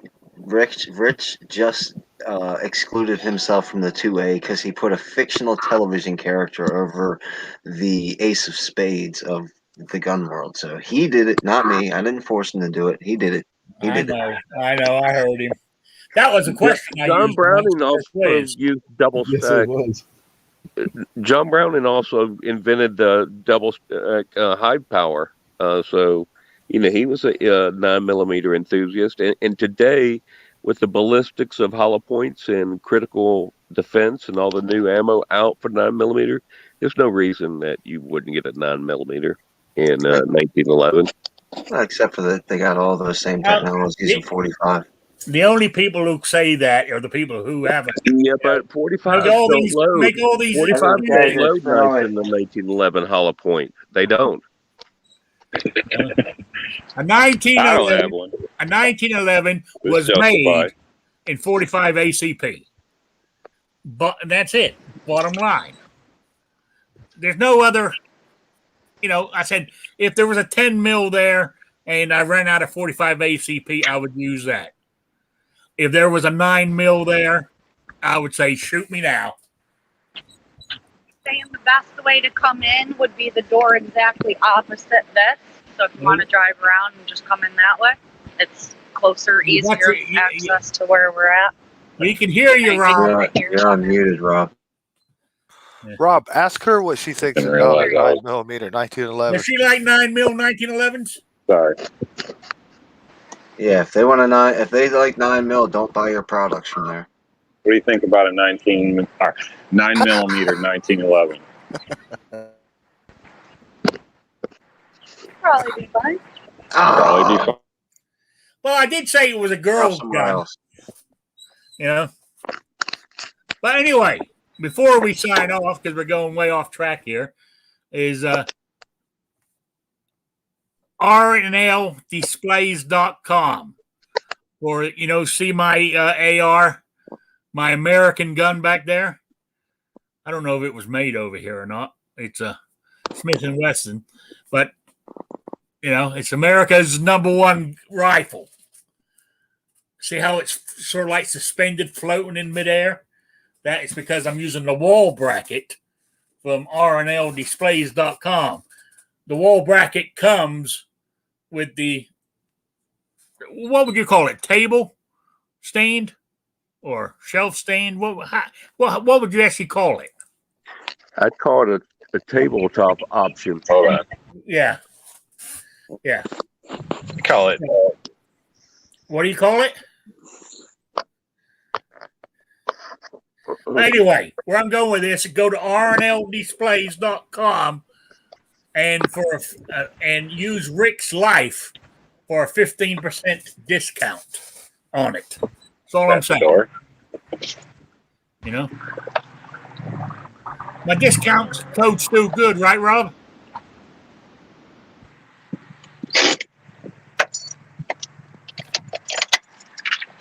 Yes, it is. Okay, all right. So, Yep. okay.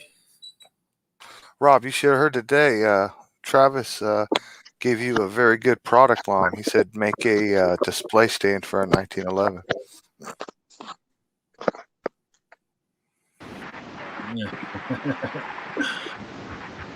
So, I heard him say that. Me and the lady, and we both.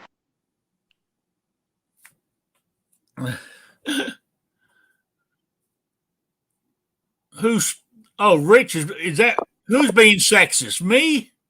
Yeah, you were being sexist. No, she said guess- you.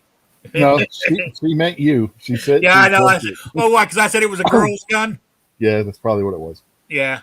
Well, it is. A 1911 9mm is a girl's gun. I'm sorry. That's the way I feel. If that makes me, have to be canceled by the cancel culture people, then go for it.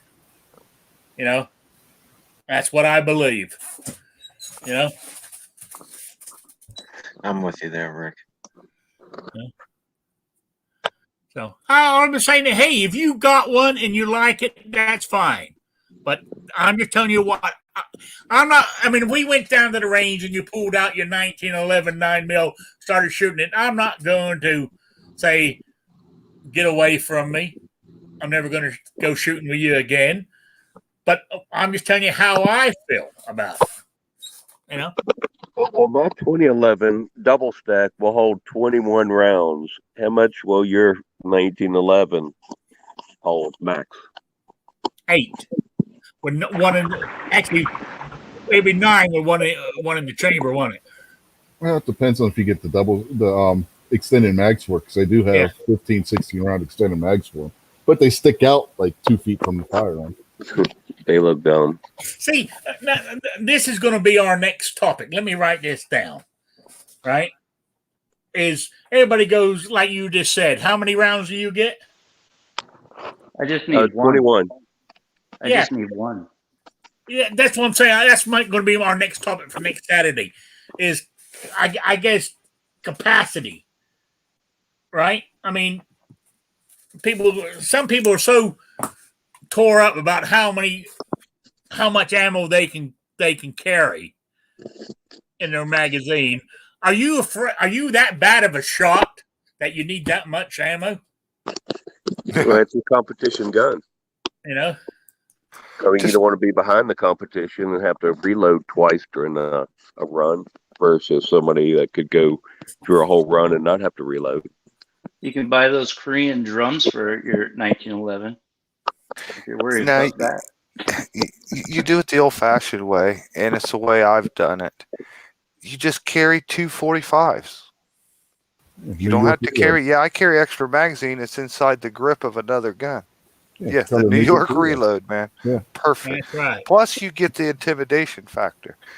You know not to mess with somebody that's carrying a gun, but you see somebody's got 245 shoved down the back of their jeans, you know not to mess with that person. Well, how ironic is it that the way you reload using 2 guns is named for a city where you're not allowed to carry a gun? Yeah. Now, see, personally, the optimum carry is you carry 2 1911s on your hip, one on the right, one on the left. Then you have a double shoulder holster with one on each side. 4 1911s. There you go. Or you can do like Patton. You carry the 1911, and then you also carry a Colton 357 Magnum. Yeah. Or you just get a pair of Ordnance P12 and have 12 rounds in a single magazine. Oh, you can go on a pair of Ordnance. You go to the P14, and you get 14 rounds. Light's not as easy to carry. That's bigger than a full size. Yeah, but that's going to be our topic for next Saturday. Why some people are so caught up in how many rounds at their EDC. I'm not talking about competition. I'm talking about everyday carry in case something happens. That's going to be our topic for next Saturday. Cool. You know? Cool. So I think on that subject, that'd be pretty good conversation. yes, I do too. So we're going to start winding this down because I'm getting hungry, to be honest with you. Did you get that email, Rick? Oh, I didn't even look. Let me have a look. I made them really easy because midnight was out there. Oh, so okay. Now you giving stuff away, or is this just questions? Yeah. No, yeah. They got to be quick. You got to tell them they got to be quick. You got to be quick now. First question. I mean, this is so easy. It's unreal. It is. Okay. Hang on. Let me pull up my Unless other. you're in high school, then you probably don't know it. I'm running two different browsers here because of my stupid internet and stuff. So, what I want to know, first one is, when did we declare independence? Put it in the chat to win a prize. First one. Nobody's answering. Has everybody left? They're on a delay. Yeah. Damn, must be a hell of a delay. 15 seconds. When did we declare independence? How many's left in here? I have to go back and have a look. It's a 15-second delay between what you say and what they hear. Oh yeah, that sucks. So nobody's answered yet. No, the answers are coming in. We just don't have the right one. We got some silly answers. We got some. Oh yeah, I can see we got some silly answers coming in. Yeah.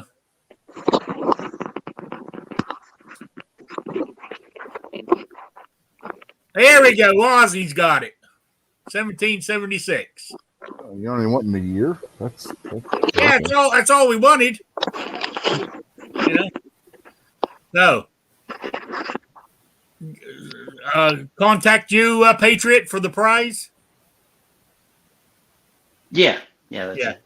Okay, next question. Yeah, shoot me an email at Patriot in the Dark. Yeah. Next question. You ready for this? This one's really simple. I mean, this is easier than the first one. What country helped us out with the Revolutionary War? There was more than one. I'm talking about the main one.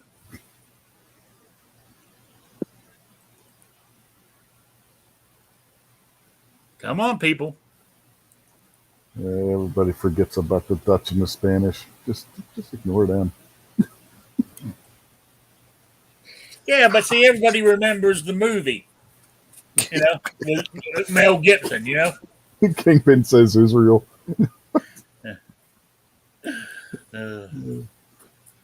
Okay, Midnight Range won that one. So contact patriotinthedark@gmail.com for your prize. There we go. Sorry, Tommy. Midnight Range beat you. Okay. The next one. Who said, "Give me liberty or give me death"?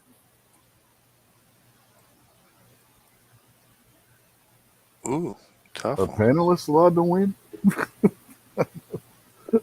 That was pretty easy. Yeah, it must be the 15-second delay here. Kingpin said he did. Well, he's not wrong. I have heard him say it. Yeah, me too. Yeah. George Jefferson. Oh. Oh, come on, people. Jerry Parker's the Yeah, got winner. it. Yep. So, how many emails did you send me? Let me have a look.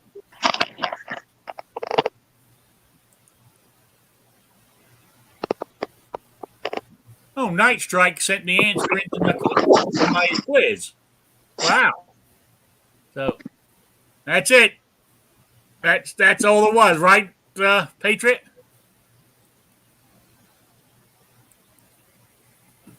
Yeah, there was just 3 or whatever. Okay, there you Unless go. you got So- another one. Hold on. We'll let you So go. whoever Yeah. won the 3 questions there, email patriotinthedark@gmail.com. Somebody's trying to say hi. Who's trying to say hi? Oh, your Look cat. My daughter's kitten. He just loves getting on the camera. Then he freaks out after he's been on camera for a little bit. He's growing pretty good there, Rich. Yeah. Yeah. Yeah. So, all right.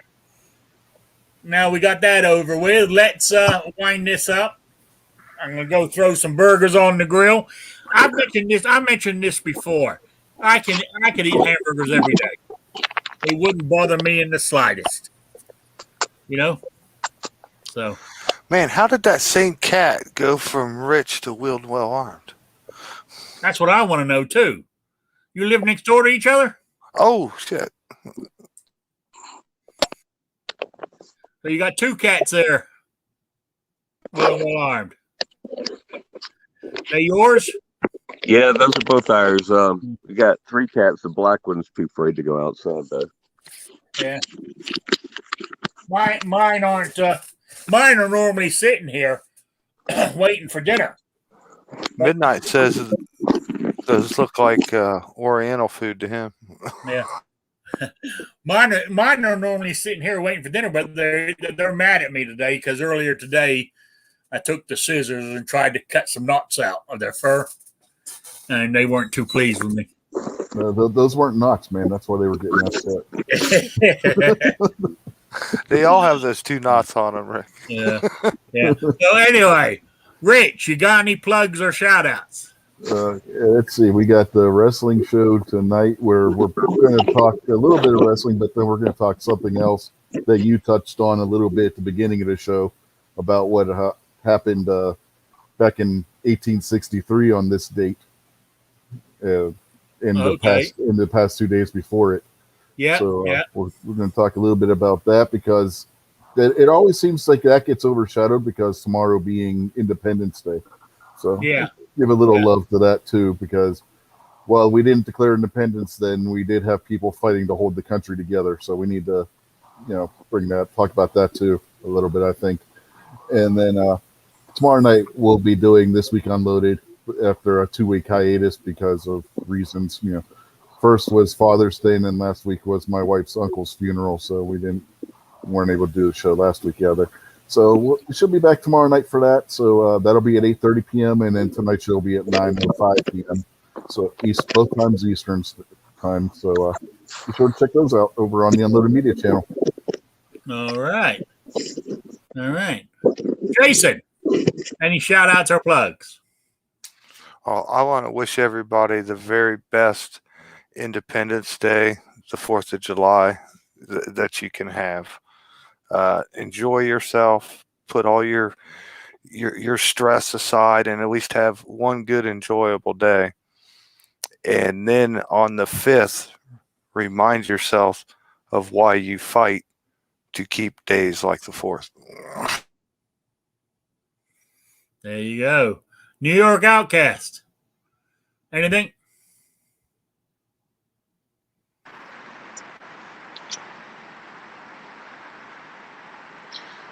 Sorry, I couldn't put in too much on conversation today due to spotty reception and whatnot. So That's all right, no problem. I just basically tell everybody to realize what it's really about. Absolutely. Don't worry about it, Any Rob. better? We disagreed for you. Yep. All right, Kingpin. Yeah. No problem. Kingpin, you got anything? Rob must be on a wicked delay. No, everybody have a good Independence Day, and if you want to, if you get a chance, shoot a little video of yourself popping off a few shots for hashtag Let Freedom Ring, and post it at 5 p.m. Eastern tomorrow. If you don't have opportunity to make a new video, find an old video, or Patriot put up a good American flag video, put up something patriotic and as pro 2A as possible, and post it at 5 p.m. tomorrow, and title it hashtag Let Freedom Ring. There should be tons and tons of them, so hop in and let's break YouTube. All right. The man, the myth, the legend, Patriot in the Dark. Anything? I'm all about breaking the YouTubes. But thanks for having me. I hope everyone has a blessed Independence Day. And if you come across anybody that doesn't realize what it's really about, explain it to them. And also, over the last week, I reread Red Badge of Courage, right? You can get them free online. You just search it out. There's some literature sites or whatever that there's like the top 25 American novels. And if you have a young person in the house, make them read it, because there's a lot of stuff they don't read in school. So hey, you got to remember why we're doing this, and that you are in the best country in the world, regardless of some people's thoughts on it. This is a good read too. What I'm holding up here, the Constitution of the United States and the Declaration of Independence. Speaking of, if you're not much of a reader, you could go to Patriot in the Dark's YouTube channel or his Odyssey channel, and there's tons and tons and tons of excellent videos about the founding, about our founding documents, about our founding principles, and you don't have to read a thing. You can just sit there and listen. No, there you go. Will and Arms, you got anything? All right. A few things. Just try to refrain from saying Happy 4th of July and use Independence Day, because people kind of forget about it. For me, it's kind of like saying Happy Holidays versus Merry Christmas. So, think about it that way. I mean, I still slip up and say Happy 4th of July. I write it down, but it's just the easy, shorter spelling of it. It's quicker to say it. So, also on the Let Freedom Ring, I mean, if you got an old video with you popping off, I've got a short coming out at 5 o'clock, and I've got the longer version coming out at 7 o'clock tomorrow. So, trying to do two. That's it for me. Okay, I got everybody.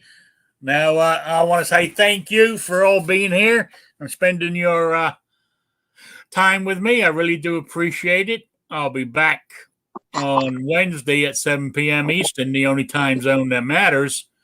But everybody have a good Independence Day tomorrow. Remember what it's all about. Be proud to be an American. Let freedom ring is what I say. So, goodbye, everybody. Bye, Sabrina. Bye-bye. Bye-bye.